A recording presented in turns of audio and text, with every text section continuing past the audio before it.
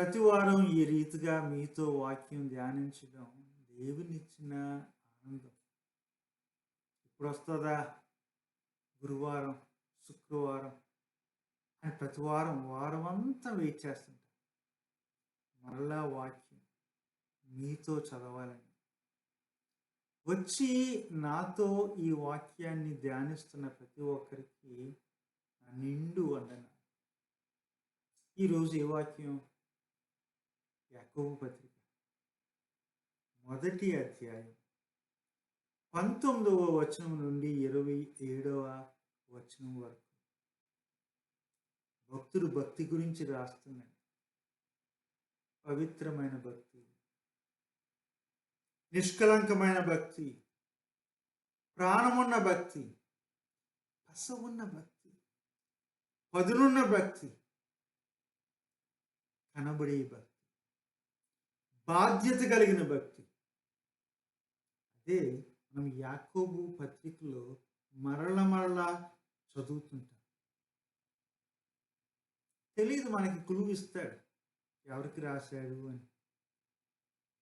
12 గోత్రాలకు అంటాడు. చెదరబడిన 12 గోత్రాలు. యూదులైనా లేకపోతే సంఘం అంతటి గురించి ఎలా రాస్తున్నాడా మనకు తెలియదు. ఒకటి తెలుసు, ఎవరికైతే రాస్తున్నారో వాళ్ళకి హీబ్రూ లేఖనాలు, మనం పాత నిబంధన అంటాం కదా, అది బాగా తెలుసు. మనకు కొంచెం క్లూస్ జరుగుతాయి. ఎవరికి రాస్తున్నాడు భక్తుడు? శోధనలో ఉన్న వారికి రాస్తున్నాడు. 1వ అధ్యాయంలో కనబడుతుంది దాని గురించి, మరల కనబడుతుంది. ఎవరికి రాస్తున్నాడు? కొంతమంది భక్తులు, సంఘాలు. అందులో భక్తి వినబడుతుంది కానీ అంతగా కనబడడం లేదు. గమనించారు కదా, ఒక్కొక్కసారి భక్తి అనేది మనకి అల్లరగా వినబడుతుంది కానీ ఒక ప్రవర్తనలో కనబడదు. అది మొదటి శతాబ్దంలో కూడా జరిగింది. వాళ్ళకే యాకోబు రాస్తున్నాడు. ఇంకెవరు ఆ సంఘం? మరలా ఈ యొక్క వచనాల్లో క్లూ. మాటికి కోపం వచ్చే పెద్దలు ఉండేవారు ఆ సంఘంలో. క్రోధం, ద్వేషం. దేని కొరకు? దేవుని కొరకు, సత్యము కొరకు. అలాంటి వాళ్ళకి రాస్తున్నాడు. నాకు ఈ యొక్క వాక్యం చాలా ఇష్టం, కానీ చాలామంది వాక్యం దీని గురించి ధ్యానించినప్పుడు ఏం చేస్తారంటే యాకోబుని, పౌలుని ఎందుకో కానీ కాంట్రడిక్షన్స్గా చూస్తుంటారు. ఏంటి, పౌలు ఏమో క్రియలు వద్దన్నాడు, యాకోబు ఏమో క్రియలు కావాలంటున్నాడు అని చెప్పి. కాంట్రడిక్షన్ లేదు. గమనించాలి. గలతీల్లో కానీ రోమీలకు కానీ రాసినప్పుడు పౌలు క్రియలు అన్నప్పుడు ధర్మశాస్త్రానికి సంబంధించిన సున్నతి గురించి మాట్లాడుతుంది. యాకోబు క్రియలు అన్నప్పుడు అదే ధర్మశాస్త్రానికి చెందిన న్యాయం, కనికరం, దీనుల గురించి, దిక్కులేని వారి గురించి, విధవరాల గురించి మనం ఏం చేయాలో ఆ బాధ్యతను జ్ఞాపకం చేస్తున్నాడు. యాకోబుని అడిగితే సున్నతి గురించి తను కూడా అదే అంటాడు. మీరు జాగ్రత్తగా గమనించారు లేదు కానీ గలతీయులో రాయబడింది. యాకోబు మొదట్లో ఏమన్నాడో మనకు తెలియదు, కానీ తర్వాత యూద మతానికి చెందిన క్రైస్తవులకి సున్నతి విషయంలో పౌలు చెప్పిందే చెప్తాడు. కోర్స్ అన్యజనులకు చెప్తాడు, యూదులను గౌరవించండి, సునగోగుల్ని గౌరవించండి అంటాడు. పౌలు పేదోళ్ళకి ఇచ్చే దగ్గర వద్దు అండు. నిజానికి పౌలు కూడా పేదోళ్ళ గురించి మనసులో పెట్టుకుని వాళ్ళ కొరకు పైసలు పోగు చేసి పంపించాడు. సో, ఆ విషయంలో పౌలుని, యాకోబుని వేరే వేరే చోట్ల పెట్టకూడదు. క్రియల గురించిన వాళ్ళ అవగాహన వేరు. క్రియలు రక్షణకు కారణం కాదు. పౌలు ఒప్పుకుంటాడు. యాకోబు ఒప్పుకుంటాడు. క్రియలు అనేవి రక్షణ పొందాము కాబట్టి దాని నుండి వచ్చేయి. రక్షణకు మనుషులుగా మన యొక్క ప్రతిస్పందన. ఆ విషయంలో పౌలు ఒప్పుకుంటాడు. యాకోబు ఒప్పుకుంటాడు. యాకోబు పత్రికకు వచ్చినప్పటికి నాకు ఇంకొక ఫేవరెట్ భాగం. మన ముఖ్యంగా ఈ యొక్క వచనాలు 8 వచనాల్లో మనకి గమనించారో లేదో గాని హెబ్రూ లేఖనాలు మనం పాత నిబంధన అంటాం కదా, పాత నిబంధన యొక్క సారాంశం ఈ 8 వచనాల్లో చక్కగా సమకూర్చబడింది. ఏంటండి మీరు అట్లా అంటారు అని అడగొచ్చు. యూదులు పాత నిబంధనని తనక్ అని అంటారు. ఎందుకు? తోరా, ధర్మం. ఈ యొక్క వాక్య భాగంలో ధర్మం అతి స్పష్టంగా వ్రాయబడి ఉంది. దాని గురించి ధర్మశాస్త్రం గురించి స్వేచ్ఛనిచ్చు నియమము అని యాకోబు రాస్తాడు. స్వేచ్ఛనిచ్చు నియమం ఎక్కడ? లేవీకాండము 25వ అధ్యాయంలో హితవత్సరము. ఈ మొదటి పంచమ గ్రంథములు అంటాం కదా, మనం అందరం కలిపి ఏం చూస్తామంటే అంకెలు చూస్తాం, అర్పణలు చూస్తాం, కథలు చూస్తాం. దాని వెనకాల ఒకటి ఉంది. ఏంటి? ఈ పంచ గ్రంథములు, ఈ 5 పుస్తకాలు ఎదుటోరు గురించి ఆలోచించండి. బీదలు, అన్యులు, పరదేశులు, విధవరాండ్రులు, అనాథులు, ఆకలిగా ఉన్నవాళ్ళు, వాళ్ళ గురించి మీ యొక్క బిహేవియర్, మీ యొక్క వైఖరి, మీ యొక్క ప్రవర్తన ఎలా ఉండాలని చెప్పి మరల మనం ఈ 5 గ్రంథాలను చూస్తాము. మరి ముఖ్యంగా ద్వితీయోపదేశ గ్రంథంలో మరలా చూస్తాము. 2వ ఉపదేశం. ఇదిగో మీ మధ్యన ఉన్న పేదల గురించి మీరు ఆలోచించండి. ఇక్కడ మరొకటి ఉంది, ప్రవక్తల గురించి. నబీం తనక్లో 2వది నబీం, ప్రవక్తలు. న్యాయం, కనికరం, ఇదేనయ్యా యెహోవా మీ దగ్గర కోరింది అని మరల ప్రవక్తలు చెప్పేవారు. దానిని ఈ యొక్క అధ్యాయంలో 27వ వచనం వచ్చినప్పటికీ మరలా చూస్తాం. విలువైనది, పవిత్రమైనది, నిష్కల్మషమైనది. ఏంటి ఆ భక్తి? దీని గురించి ఆలోచించండి. దిక్కులేని పిల్లలను పరామర్శించండి. విధవరాలు, వాళ్ళ గురించి పలకరించండి, ఆలోచించండి. ప్రవక్తలు ఏదైతే ఆ రోజు చెప్పారో అదే ఒక వచనంలో యాకోబు ఇక్కడ పెట్టాడు. ఏంటిది? జ్ఞానము. మొదటి అధ్యాయం నుండి చివరి అధ్యాయం వరకు మాటికి జ్ఞానము గురించి మాట్లాడతాడు, జ్ఞానాన్ని మాట్లాడతాడు యాకోబు భక్తుడు. పుట్టుకతో రాదది.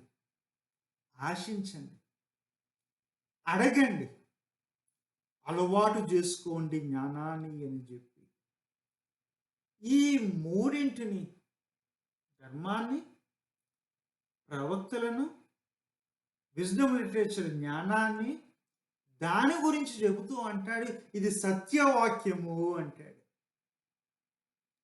అర్థం లాంటిది అని చెబుతాడు. రక్షణ కలిగించు వాక్యము అంటాడు. పుట్టించే, జన్మనిచ్చే, జీవాన్నిచ్చే వాక్యము అని యాకోబు చెబుతాడు. యాకోబు యాకోబే కాదు, నూతన నిబంధనలో వాక్యం గురించిన వేదాంతం ఎక్కడుందంటే ఈ వచనాల్లోనే ఉంది. పాత నిబంధన యొక్క సారం ఎక్కడ ఉంది అంటే ఈ యొక్క వచనాల్లోనే ఉంది. మరి చెప్పండి సార్ 3 మాటల్లో ఏంటి ఆ సారం అని యాకోబుని అడిగితే అంటాడు, ఇదిగో వినడానికి వేగురు పడండి అంటాడు. వినడమా? ఎస్, మర్చిపోకండి. బంధాలు, బాంధవ్యాలు ఎలా పుడతాయంటే విన్నప్పుడు పుడతాయి. బంధాలు, బాంధవ్యాలు ఎలా నిలబడతాయి అంటే వినినప్పుడు. బంధాలు, బాంధవ్యాలు ఎలాగ పెరుగుతాయి అంటే ఒకరి మాట మరొకరు విన్నప్పుడు. వినడం మానేస్తే కాపురాలు పడిపోతాయి. ఊహించండి, వినని భర్త, వినని భార్య నరకం. వినకపోతే స్నేహితులు, స్నేహాలు నిలబడవు. ఏ ఫ్రెండ్తో కూర్చోబుద్ధి వేస్తుంది, ఏ ఫ్రెండ్గా చూడబుద్ధి వేస్తుంది వినకపోతే. పనిలోకి వెళ్ళినప్పుడు, ఆఫీసులో కానీ, వ్యాపారంలో కానీ, వేరే పనిలో కానీ పక్కన ఉన్న కలీగు వినకపోతే పని చేయబుద్ధి కాదు. ఇక్కడ ఆ యొక్క జ్ఞానాన్ని చక్కగా చెప్తున్నాడు. విన్నమంటే ఏంటండి? ఒకసారి అని చెప్పి చెవు వరకు రాణిస్తాం, కర్ణబేరు వరకు రాణిస్తాం. ఈరోజు మాకు రిట్రీట్ జరుగుతుంది, కలీగ్స్ అందరూ కూర్చున్నాం. మాటల్లో ఒక మాట వచ్చింది, చెప్తున్నాము, వింటున్నారు. వింటున్న మాట ఎక్కడ వరకు వెళ్తుంది? చెవి దగ్గర ఆగిపోతుందా? కర్ణబేరు దగ్గర ఆగిపోతుందా? దాటి మనసులోకి వెళుతుందా? వినడం అంటే ఏంటంటే అన్నం కాదు. చెబుతున్న వాళ్ళ యొక్క మనసును చూడడం, ఉద్వేగాలు, భావాలు గుర్తించడం. అఫ్ కోర్స్ ఏది వినాలి? అక్కడ 2 విషయాలు గమనించాలి. చెత్తంతా కాదు, సత్య వాక్యాన్ని వినాలి. 2 ఏంటంటే ఏ అవతల చెప్పిన మాటలు ఏ రీతిగా వాక్యము చేత షేప్ అయినవి, ప్రభావితమైనవి, దాన్ని వినాలి. ఒకసారి ఏమేమి వింటామంటే పుకార్లు వింటాం, చెత్త వింటాం, నిర్మాణాత్మకం కాదు, కట్టేవి కాదు, పడగొట్టే వాటిని వింటాం. వినండి, వినండి, వినడానికి వేగురా పడండి. మాట చెప్తాను, వినడం అనేది పుట్టుకతో రాదు. వినడం అనేది అలవాటు చేసుకోవాలి. అది క్రమశిక్షణతో వస్తుంది. మీరు చెప్తున్నారు, నేను వింటున్నాను, ఒక్కసారి నా మనసు అక్కడికి వెళ్తుంది, ఎక్కడికి వెళ్తుంది, అక్కడికి వెళ్తుంది, ఎక్కడికి వెళ్తుంది. ఎలా ఉంటుంది చెప్పండి మీకు? ఒక్కోసారి నేను చెప్తున్నాను, నీతో మాట్లాడుతున్నాను, ఫ్రెండ్ అవ్వచ్చు, ఏదైనా అవ్వచ్చు, మీ మనసు అక్కడికి అప్పుడు అనిపిస్తుంది, ఎందుకు వెళ్తా చెప్పడం అనిపిస్తుంది. అందుకని be present, let it soak in. వినండి, మనసులోనికి రానివ్వండి. విన్నంతసేపు మీ మనసును అక్కడ ఉంచండి, వినడానికి వేగురు పడండి అంటాడు. అని చెప్పి వెంటనే ఇంకొకటి కోణం తీసుకొస్తాడు మాట్లాడడానికి. నిదానించండి అంటాడు. సంఘంలో ఈ సమస్య ఉన్నట్టుంది. సంఘంలో వినేవాళ్ళు తక్కువ ఉన్నట్టున్నారు, మాట్లాడే వాళ్ళు ఎక్కువ ఉన్నట్టున్నారు. ఈరోజు మన సంఘాల్లో కూడా అదే సమస్య అండి. మైకులెట్టుకు ఫోటోలు తీయించుకునేవాళ్ళు ఉన్నారు, చెప్పేవాళ్ళు ఉన్నారు గానీ, కూర్చుని వినేవాళ్ళు తక్కువ. అదే జరుగుతుంది. మొదటి శతాబ్దంలో సంఘంలో వాళ్ళకి రాస్తున్నాడు. ఇదిగో మాట్లాడే విషయంలో నిదానించండి అంటాడు. నిదానించడం అన్నది కూడా మనకి పుట్టుకతో రాదు. అలవాటు చేసుకోవాలి. దానికి ఇంకో ఎక్స్‌ప్రెషన్ ఉపయోగిస్తాడు. నాలుక కళ్ళెం వేయండి అంటాడు. నాలుకకి కళ్ళెం వేయకపోతే అది మాట్లాడుతూ ఉంటది. ఆ నాలుక గురించి మరలా అంటాడు, ఈ నాలుక అనేది అగ్గి పెడతదయ్యా, నాశనం తీసుకొస్తది అని అంటాడు. మీ సంగతి నాకు తెలీదు గానీ, నాకు మాట్లాడాలని ఆరాటం ఉండేది.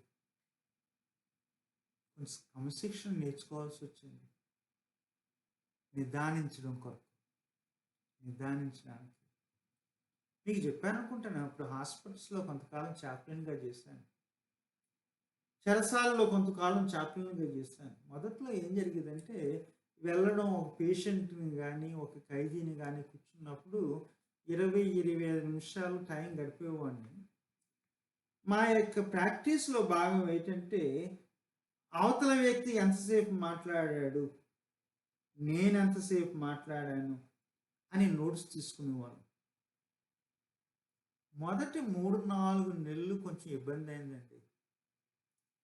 అవతల వ్యక్తి ఎంత మాట్లాడుతున్నాడో, అవతల వ్యక్తి కన్నా ఎక్కువ నేను మాట్లాడుతున్నాను. మా గురువులు ఏమన్నారంటే, "జేమ్స్ నీకు కొంచెం మౌనంగా ఉండడం నేర్చుకోవయ్యా" అని చెప్పారు. ఎందుకు?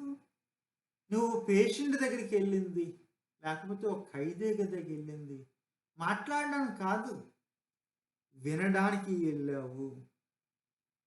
నేర్చుకో. ఏ మాటకు సమాధానం చెప్పాలో, ఏ మాటకి సమాధానం చెప్పనవసరం లేదు. ఒకసారి వాళ్ళు మాట్లాడనంత సేపు వాళ్ళు మాట్లాడుతుంటే నేను ప్రిపేర్ అయ్యేవాడిని. ఇప్పుడు నేనేం మాట్లాడాలని చెప్పి.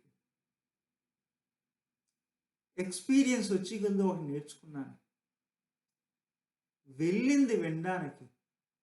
నేను తిరిగి మాట్లాడడానికి కాదు. ఎప్పుడు బదులివ్వాలో, ఎప్పుడు మౌనంగా ఉండాలో అని గుర్తించే జ్ఞానం కొరకు నేను ప్రార్థించాను. మౌనం గురించి మాట్లాడినప్పుడు ఒక్కోసారి మనం ఏం చేస్తామంటే, మాట్లాడకూడని సమయంలో మాట్లాడతాం. మాట్లాడాల్సిన సమయంలో మౌనం అయిపోతాం. విగ్రహాలు వినడం, చూడడం, మాట్లాడడం. మన భక్తి ఒక విగ్రహం. ఎదుటోళ్ళ బాధ చూడదు, ఎదుటోళ్ళ యొక్క కేకలు వినదు, అన్యాయం జరుగుతుంటే నోరు విప్పదు. ఈ భక్తి అనేది ఎలాగుండాలంటే, గమనించాలి. జ్ఞానంతో ఎప్పుడు మాట్లాడాలి, ఎప్పుడు మౌనంగా ఉండాలి. మీకు తెలియందేముందండి? మాట ప్రాణం తీస్తాది, ప్రాణం పోస్తాది. మాట కుటుంబాలు కడతాది, కుటుంబాలను కూల్చుతాది. మాట బంధాలు పుట్టిస్తాది, బంధాలను పెంచుతాది. మాటను ఎప్పుడు ఉపయోగించాలో, ఎప్పుడు పక్కన పెట్టాలో, ఎప్పుడు మాట్లాడాలో, ఎప్పుడు మౌనంగా ఉండాలో నేర్చుకోవాలి. అదే జ్ఞానం. అదే భక్తి. యాకోబు అంటాడు, గబగబా మాట్లాడాలనిపిస్తుంది కదా, మాట్లాడే విషయంలో నిదానించండి అంటాడు. వినడానికి వేగిర పడండి, మాట్లాడడానికి నిదానించండి అని చెప్పి, మాటికి మీకు కోపం వస్తుంది. మేము దేవుడి కోసం కోపం పడుతున్నాము అంటున్నారు. సత్యం కొరకు పోరాడుతున్నాము అంటున్నారు. పుల్పిట్ ఎక్కితే కోపం, సంఘానికి వస్తే కోపం, ఇంటికి వెళ్తే కోపం. ఆ సంఘంలో ఉన్నారు, మన సంఘాల్లో ఉన్నారు. అంటాడు, కోపంతో మీరు సాధించేది ఏమీ లేదు. దేవుని యొక్క న్యాయాన్ని, నీతిని మీరు చేయలేరు. సంఘంలోని ఆ రోజుల్లో జెలెట్స్ అని ఉండేవారు. రోమీలకు వ్యతిరేకంగా పోరాడడం, హింసాత్మకం, ప్రాణాలు తీసేసేవారు. ఎప్పుడు కత్తె జేబులో పెట్టుకుని తిరిగేవారు. పేతురు ఒక అలాంటివాడు. ఇస్కరియోతు యూదా అలాంటివాడు. ఊరికనే కోపం ఏంటంటే దేవుని కొరకు, సత్యం కొరకు. పరిసయ్యులు ఉండేవాళ్ళు, కత్తులు మూసేవారు కాదు, కానీ వాళ్ళ మాటలు కత్తుల్లా ఉండేవి. అలాంటి జలతీయులు, పరిసయ్యులు సంఘంలో కూడా ఉండేవారు. వార్త కొరకు మాకు కోపం వస్తుంది అనేవారు. అలాంటి వారికి యాకోబు అంటున్నాడు, కోపం వచ్చే విషయంలో నిదానించండి అయ్యా, స్లోగా ఉండండి. కొంతమంది అడుగుతారు, ఏంటంటే మీరు ఇంత నిదానంగా చెప్తున్నారని చెప్పేసి. మాట చెప్తాను, వాక్యాన్ని నేను తీసినప్పుడు, మీరు తీసినప్పుడు సువార్తను ప్రకటించడానికి. కోపంతో మనం సువార్తను ప్రకటించలేము. కోపం అనేది దేవుని యొక్క నీతిని నెరవేర్చదు, దేవుని నీతికి అది చెందదు. కోపించుటకు నిదానించండి, వినడానికి వేగిరపడండి, మాట్లాడడానికి నిదానించండి, కోపించడానికి నిదానించండి అని చెప్పి అంటాడు.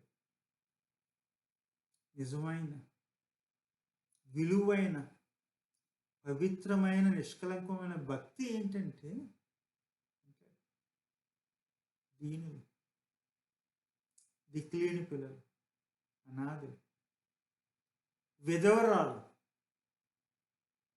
దేవుని మనస్సు ఎవరి దగ్గర ఉందో, ఎవరి మీద ఉందో, దేవుని గుండె ఎవరి కొరకు కొట్టుకుంటుందో, మీ మనస్సు వాళ్ళ దగ్గర ఉండాలి. మీ గుండె వాళ్ళ కొరకు కొట్టుకోవాలి. ఇంకో మాట అంటాడు, ఇహలోక మాలిన్యము అంటకుండా. అప్పుడు ఇప్పుడు కూడా ఇహలోక మాలిన్యం ఉంది.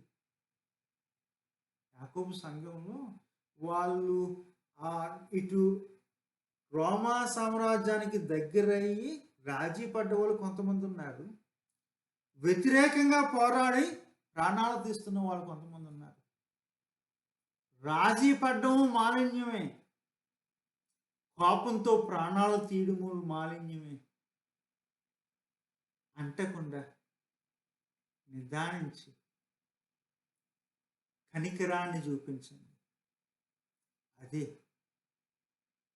ప్రాణమున్న భక్తి, పవిత్రమైన భక్తి, నిష్కల్మషమైన భక్తి.